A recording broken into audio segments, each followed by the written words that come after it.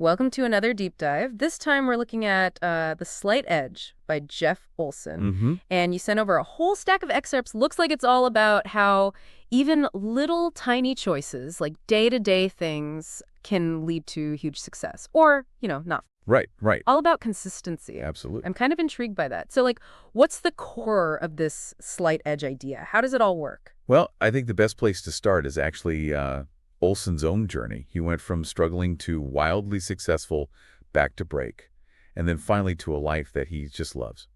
Really? That's quite a roller coaster ride. Yeah, and that experience was really his wake-up call to how much power those everyday, almost invisible choices really have. So it's not about those big dramatic changes. It's more about the little consistent things. Right. He actually uses that roller coaster analogy to talk about what he calls the curse of the roller coaster. Curse of the roller coaster, what's that? It's that up and down cycle, almost succeeding, then almost failing, and never really breaking through. He realized that the key is to keep doing the things that work.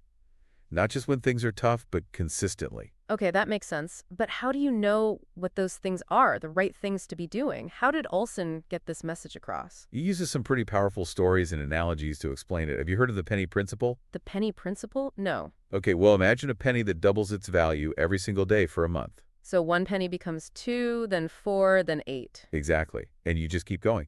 By the end of that month, you're talking millions. Wow, that's crazy. And he contrasts this with, say, someone who chooses $1 million up front, but then spends it all quickly. I see. It really highlights that power of consistency and small, consistent gains over time. Like, think about it in terms of investments or forming healthy habits. It really drives home the point that those seemingly small actions, over time, they make a huge impact. Right? It's not about finding that one quick fix. It's about those choices every day. Like, you're doubling those pennies over and over. Mm-hmm.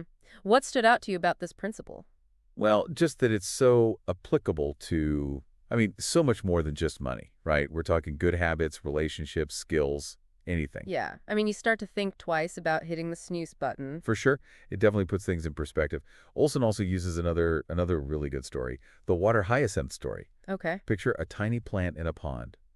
Every day, it doubles in size. I'm picturing that. At first, I probably wouldn't even notice it. Exactly. But then on day 30, boom, the whole pond is covered, just like those pennies, right? Yeah, I get it. Those tiny things become huge over time. It's such a perfect way to illustrate how those, easy to do, easy not to do actions can really stack up. It really does. But what about people who are looking for a shortcut? Those big dramatic changes. Does that fit into the slight edge at all? Olson addresses that directly. He really debunks that myth of overnight success. He says that real achievement is about consistent, sometimes even kind of mundane actions over time.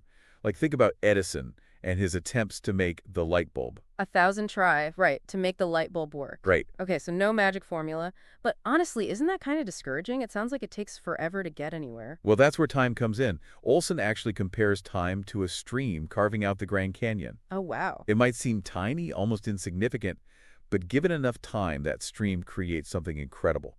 Time just magnifies the effects of whatever we do. So time can be our best friend or our worst enemy. It really depends on what we do with it, what we choose to do every day. Can you give me an example? I think that waiting part is what trips a lot of people up. Sure. Imagine starting to invest just $250 every month when you're 21. Okay, $250. By the time you retire, you'll be a millionaire. But most people, they put it off. They think they have tons of time. Exactly. So again, it's small, consistent actions combined with time. That's what creates those incredible results. That's a powerful image. Time really is a valuable asset. It is. Okay, so we've talked about this slight edge in terms of success, but how does happiness fit into all of this? That's what I love about this. Olson connects happiness research to his philosophy. And the research shows that happiness, it isn't some destination. It's a result of what we do daily. So we're not chasing after happiness, we're creating it every day. Right. What are some of those things he recommends to kind of build happiness? Well, he suggests simple things: keeping a gratitude journal, recalling positive experiences, Oh, okay. meditation, praising others, and of course, exercise. Right. All these little actions can have a surprisingly big impact on how we feel. It's interesting. It's almost like happiness is like a secret weapon It might be. for success in all areas of life. It's very possible. Think about it. When you're feeling happy and positive, you're probably more productive, right? More creative, more likely to connect with people. And all those things lead to success in different areas of life. Yeah. Okay, I see that. Makes a lot of sense. But what about all those unfinished things we all have, Those tasks you keep putting off? Olson calls those incompletions. Incompletions. Okay. And he says they can really hold us back. He encourages tackling them head on, Even the little ones. especially the little ones. Just get them done to build that momentum. I guess completing things can make you feel like you've accomplished something and free up space for new things, right? It does. And he tells this great story about a reader who finally cleaned out her 17-year-old cluttered basement. Wow, 17 years worth of clutter. Yeah. And it really shows how much weight just emotionally can be lifted by just finishing stuff. Okay, so even cleaning can be part of this. It can. Is there anything else that really hit you from the book? Oh yeah, there's the law of association. Love association. It basically says that the people we're around have a huge influence on our lives. Okay, so like the saying, you're the average of the 5 people you spend the most time with. Exactly, our relationships can either lift us up or, hold us back. So what are we supposed to do about it? Be mindful. He actually says our income, our health, even our happiness, they all tend to mirror the people we're closest to. Wow. It makes you think, right? It really does. I think a lot of people don't really stop and consider that. Okay, we've covered quite a bit here.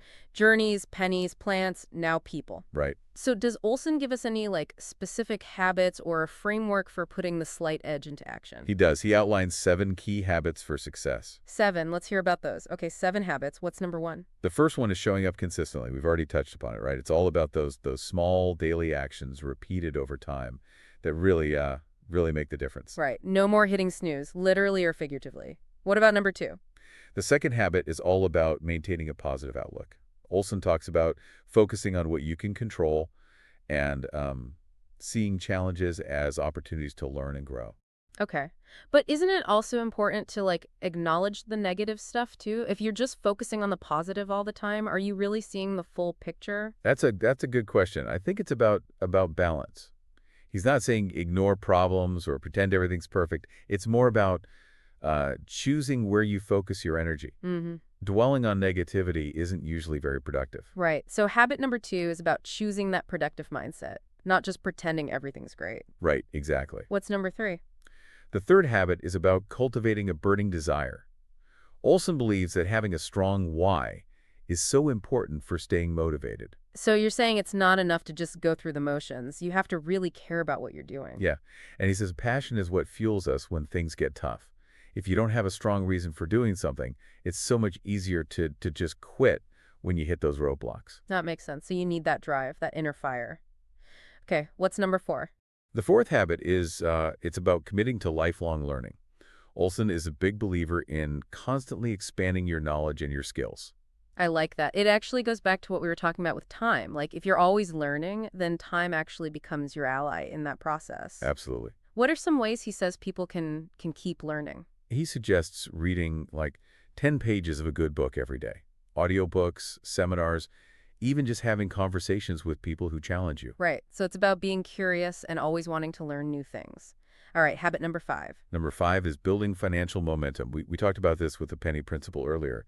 It's about making smart financial choices over time. Right. So no get-rich-quick schemes. It's about making those sustainable changes that add up in the long run. Does he say anything about how to do that? Yeah, he talks about, the importance of budgeting, saving, investing wisely, making your money work for you. Okay, so financial stability is part of the equation. What's habit number 6? Number 6 is mastering your field. Olson encourages people to become experts in their chosen area of work, constantly honing their skills and aiming for excellence. So it's about being dedicated to what you do, always trying to improve. Yeah, finding what you're good at and what you love, then putting in the work to be great at it. Sounds like a solid recipe for success in any field. What's the final habit? The 7th habit, and maybe the most important one, is practicing integrity, doing the right thing even when nobody's watching. So it's about living by your values and being honest with yourself. Exactly. Building trust, doing business ethically. That leads to greater success long term. That makes a lot of sense. So those are the 7 habits. Great advice for anyone who wants to put the slight edge into practice. Now, you mentioned earlier a pretty incredible story about Olson building a business in Germany. Oh yeah, that's a crazy one. Yeah. It really shows how success can come from, well, the most unexpected places. Okay, tell me more. I'm really curious about this one. It all started at this business trade show Okay. in Albuquerque.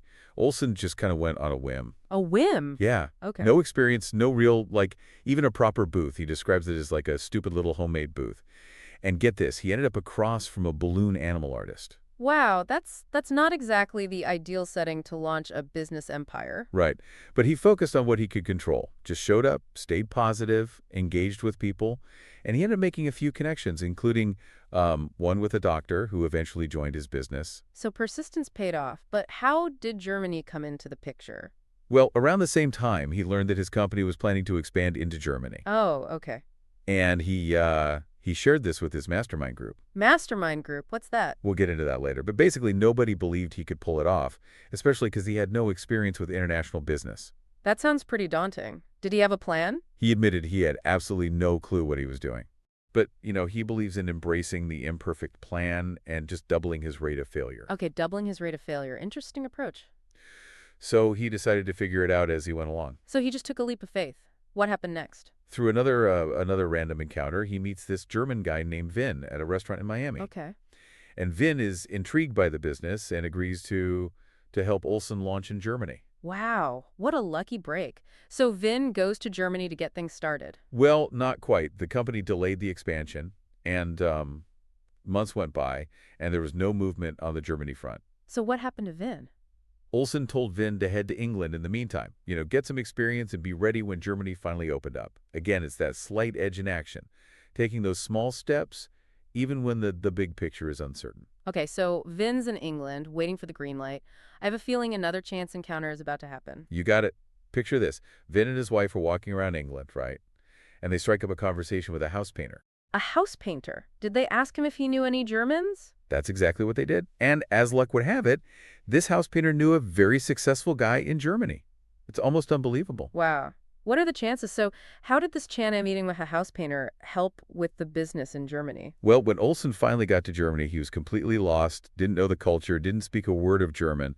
But guess who was there to help him? Vin and his house painter friends, German connection. Exactly. They became Olson's guides, helped him build relationships and understand how things worked in Germany. Wow. So from a trade show to a German guy in Miami to a house painter in England, Olson's path to success was anything but straight. What a story. What's the biggest takeaway there? I think it really highlights that, trusting the process, being open to the unexpected, just starting even without a perfect plan. Sometimes those detours lead to amazing things. Right. It's about embracing those chance encounters and having the courage to keep going, even when you're not really sure what's going to happen next. Absolutely. And remember, this isn't just about business. The slight edge can be applied to everything. It's about mastering the mundane, both personally and professionally. So how do we take that concept and apply it to something like personal finances? We talked about investing, but what else does Olson say about money? Yeah, it's easy to focus on the big picture and forget about those small like foundational things that you have to do every day. What kind of advice does Olson give when it comes to personal finances? Well, he has this great quote. Your income will never long exceed your own level of personal development. Hmm. So you're saying that like investing in yourself is as important as investing your actual money. Yeah. Personal growth, it's really the key to unlocking financial growth, he says. Right. Okay, so how do you do that? How do you level up your personal development? Any practical tips? He's a huge advocate for, like we were talking about before, lifelong learning. Reading 10 pages of a good book a day, listening to audiobooks, Mm-hmm. going to seminars, even just having conversations with people who challenge you to think differently. So it's all about like consistently feeding your mind with good information. Yeah. But he also cautions us that, knowledge without action, it's kind of useless. It's about taking what you learn and actually applying it in the real world. Right. So like book smarts and street smarts. Does Olson lean more towards one or the other? He actually calls it the right foot, left foot approach. You got to take both steps to climb that ladder of success. He even compares it to a space rocket. A space rocket? How so? Think about it. Even with all the advanced technology, those rockets, they were constantly making tiny adjustments to stay on course, right? Oh, okay, I see. So we're all going to veer off course sometimes, but it's those small corrections that bring us back. Exactly. But how do you know when you need to make a course correction? Olson says, the slight edge is a process, and we're always making choices every single moment, up or down, right? That's kind of daunting, isn't it? Like having to make those choices all the time. Well, the good news is that those slight edge choices, they become habits over time. Ah, okay. He talks about how much of our lives we actually live on autopilot, guided by our subconscious programming. Well, you're saying it's about being intentional about those positive habits so they kind of guide us even when we're not really thinking about it? Yeah, that's the idea. Interesting. It reminds me of something you mentioned earlier about mastermind groups. Can you talk a bit more about those? Sure, it's about surrounding yourself with people who support you and inspire you. Olson actually said, you can define a society by the heroes it admires. You can also define a person by the heroes he or she aspires to emulate. Wow, that's pretty powerful. It goes back to that idea of the law of association, right? Exactly. Who you hang out with, it matters. He even suggests creating your own mastermind group, a group of people with similar goals who support each other. Like your own personal board of advisors, kind of. We covered so much in this deep dive into the slight edge. If you had to sum it all up, what would you say is the most important message? Well, I think it's that success isn't about those huge dramatic changes. It's about consistently doing those small things, the things that are easy to do, but also easy not to do. Right. Mastering the mundane, finding those pennies and doubling them over time. And remembering your time, it's the amplifier, either working for you or against you, depending on what you choose to do with it. So, listener, what stood out to you today? What's a penny? What will you commit to starting right now? Remember, time's on your side, but only if you use it wisely. That's what's so amazing about the slight edge. It's never too late to build the life you want.